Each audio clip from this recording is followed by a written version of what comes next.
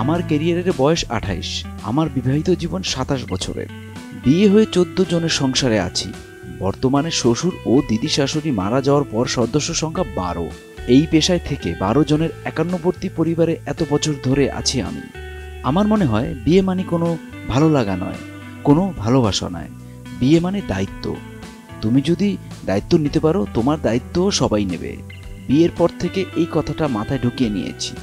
আসলে যখন আমার বিয়ে হয় সেই সময় আমার সংসার এত বড় ছিল না। 3 জনের পরিবার। শ্বশুর রাইটার্সে চাকরি করতেন, শাশুড়ি মা চাকুরিরত ছিলেন, স্বামী তো ইন্ডাস্ট্রিরই একজন মানুষ। আমি দেখতাম যে যার মতো বাড়ি আসে, খায় দায়, ঘুমিয়ে পড়ে।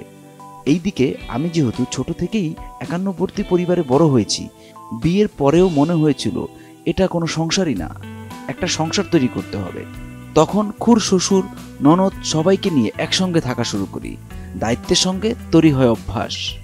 তারকাদের বিবাহ ও ভাঙন নিয়ে প্রশ্ন করায় উত্তরে বলেন, দেখুন, সম্পর্কে টেকা না টেকা ভাগ্যের উপর নির্ভর করে, এমনকি পারিপার্শ্বিক পরিস্থিতির উপরও নির্ভর করে।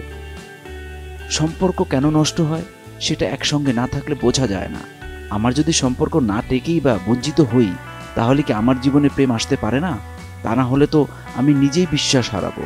শাড়ি পরার বিতর্ক নিয়ে এই অভিনেত্রী বললেন, শাড়ি পরার এই ধরন নিয়ে কিছু একটা চলছে, তবে কে কি বলছে সেটা না জেনে কোনো মন্তব্য করা ঠিক হবে না।